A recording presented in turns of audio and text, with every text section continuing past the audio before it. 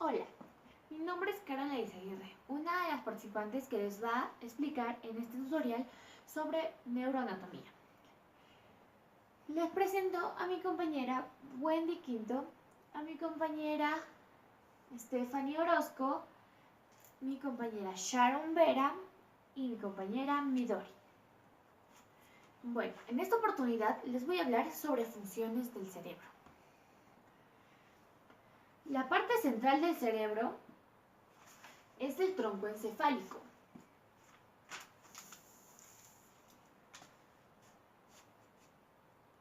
El bulbo raquídeo es la parte inferior del tronco encefálico. El cerebro controla el pensamiento y muchos movimientos, aunque solo supone el 2% de toda la masa corporal. Consume el 20% de su energía que producimos. Y es el que constituye la unión entre el cerebro y la médula espinal. La médula espinal es todo lo que está de colores. El cerebro ocupa la mayor parte del encéfalo y alberga la razón y creatividad.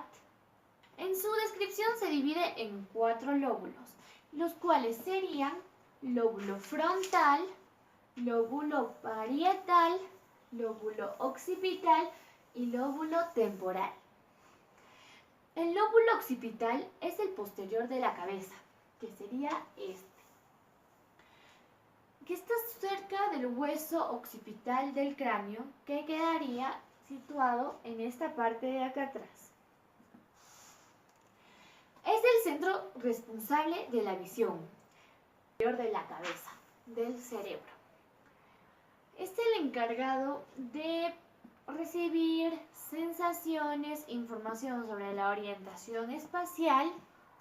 El lóbulo parietal está ubicado en el medio superior de la cabeza, que sería este. Los investigadores creen que la esencia de la personalidad se localiza en el lóbulo frontal. Gracias. Ahora le voy a pasar con mi compañera. Voy a hablar acerca de las patologías del cerebro.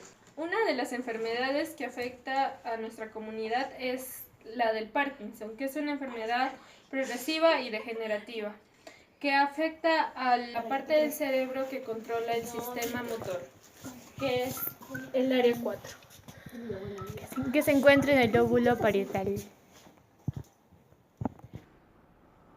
Esta enfermedad se manifiesta por la pérdida progresiva de la capacidad de control de los movimientos.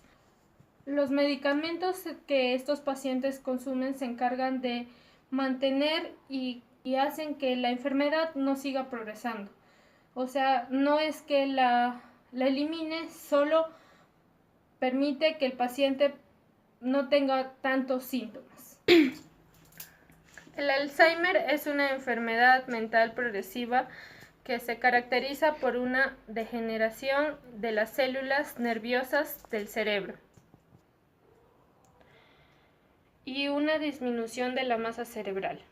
Las manifestaciones básicas son la pérdida de memoria, la desorientación temporal espacial y el deterioro intelectual y personal. Con esto queremos decir que las personas van olvidando primero cosas básicas como son en dónde están o por qué están en ese lugar, y luego ya empiezan a olvidar los nombres de sus familiares, sus recuerdos se van yendo y hasta terminar con desconocer a los familiares más cercanos de las personas. Ya, continuando con la exposición, me tocó hablar sobre el cerebelo.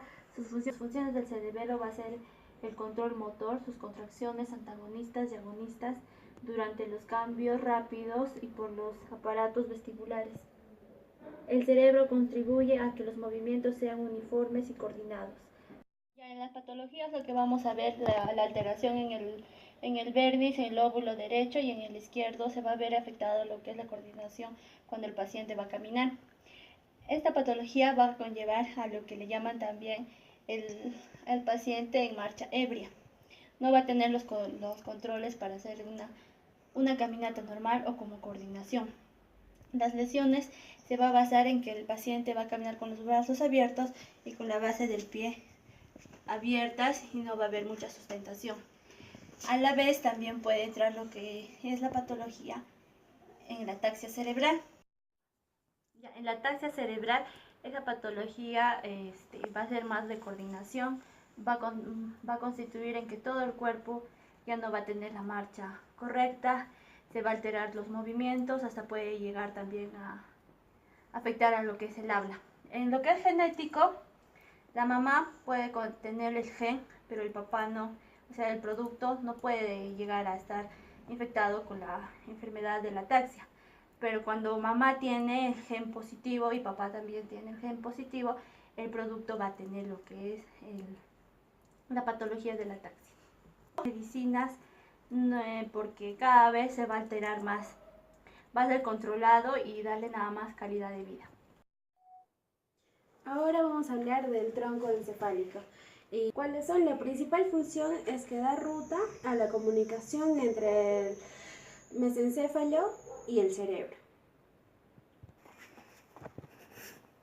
Y ahora vamos a hablar sobre las funciones del tronco encefálico.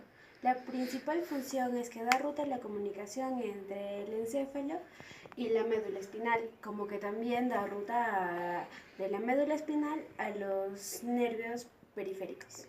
Otras de sus funciones que también son múltiples procesos básicos como la respiración, regula el ritmo cardíaco y también los procesos vasculares del ritmo cardíaco.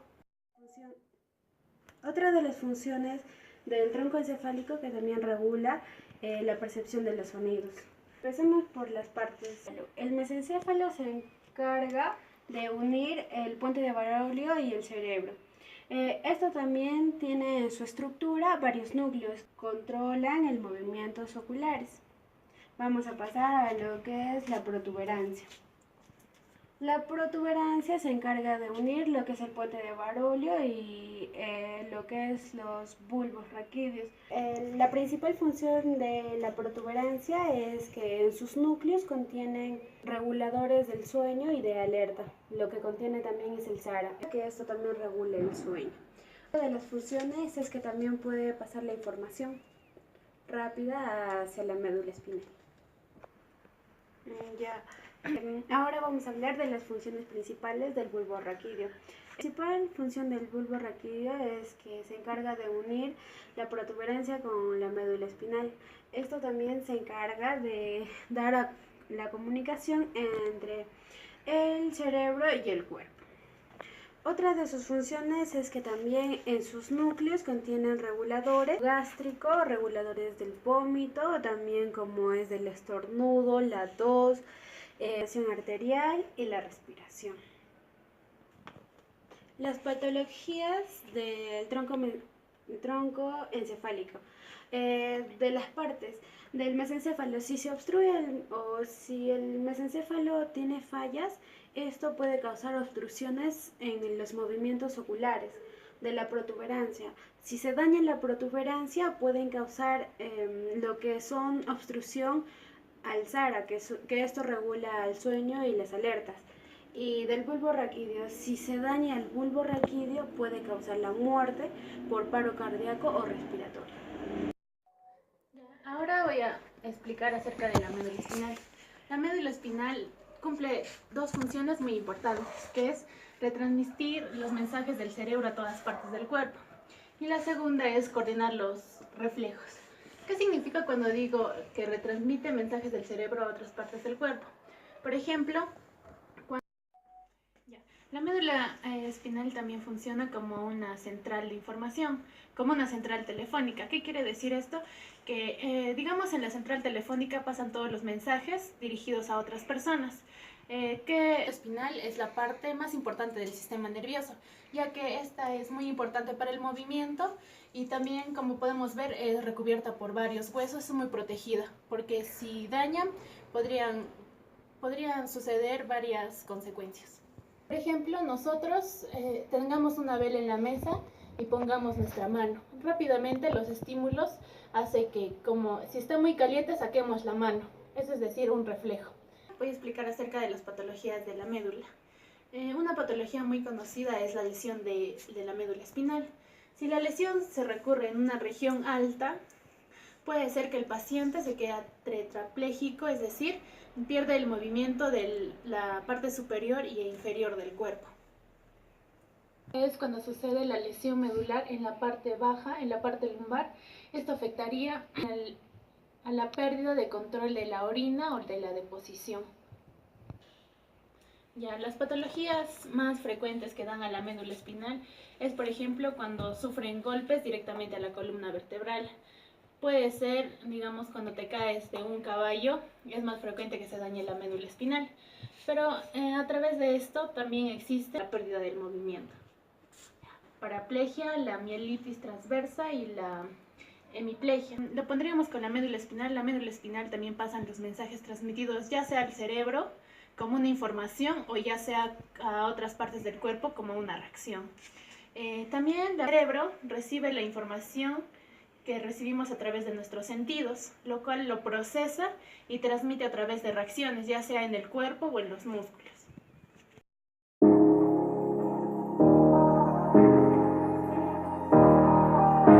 Y continuando con la exposición, las preguntas que nos hicieron sobre la médula espinal. ¿Qué posibilidades puedo tener al caminar si he sufrido una lesión a nivel lumbar? Si has sufrido una lesión a nivel lumbar, tiene que ser exactamente en qué parte de qué lumbar, de qué L1, L2, L3 hasta la L5 has sufrido la lesión, ya que depende de eso también puede ser su recuperación, porque como está a este nivel casi de la cintura, puede ser que no pueda caminar establemente o ya no pueda caminar más. 2. ¿La ruptura de la médula espinal se cura? En realidad la ruptura de la médula espinal se puede curar, pero también no se puede curar. Depende del nivel donde se haya roto la médula espinal, pero es muy probable que no pueda volver a caminar. Pero a través de los tratamientos puede ser que pueda mover algunas partes de su cuerpo. 3. Tengo una prima que se acaba de caer de las escaleras.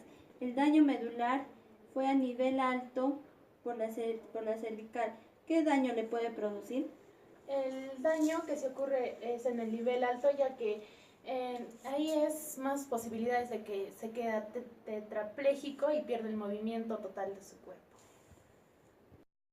Las preguntas siguientes del público acerca del cerebelo son: ¿en la patología de la marcha tiene cura?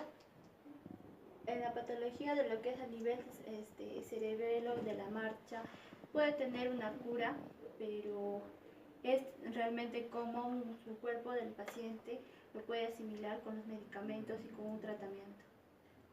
La siguiente pregunta es: ¿cómo puedo cuidar a mi familia si tiene atarsia? Si tenemos un paciente ataxia en casa, se le puede dar las medidas de calidad de vida porque ese paciente ya va a tener lo que es una degeneración a nivel de cerebelo y va a perder lo que es la capacidad de moverse, hasta el habla es alterada. La siguiente pregunta: ¿qué tiempo dura la enfermedad de la atarsia? Lo que es la enfermedad de la ataxia no tiene un tiempo de dura porque eso es progresivo de las paredes del cerebelo y tan solo se le puede dar al paciente calidad de vida y con un tratamiento. Prosiguiendo con las siguientes preguntas del público acerca del tronco encefálico es: ¿qué es un infarto en el tronco del encéfalo? Un infarto en el tronco encefálico es cuando un coágulo de sangre no puede atravesar y no da pase la oxigenación al cerebro. Y esto puede causar la muerte, ya que puede producir un infarto cerebral. ¿Qué causa un infarto del tronco encefálico? Las causas pueden ser dos. Lo que es un infarto isquémico, que es producido por un coágulo de sangre que no deja atravesar toda la oxigenación hacia el cerebro y esto puede producir un infarto.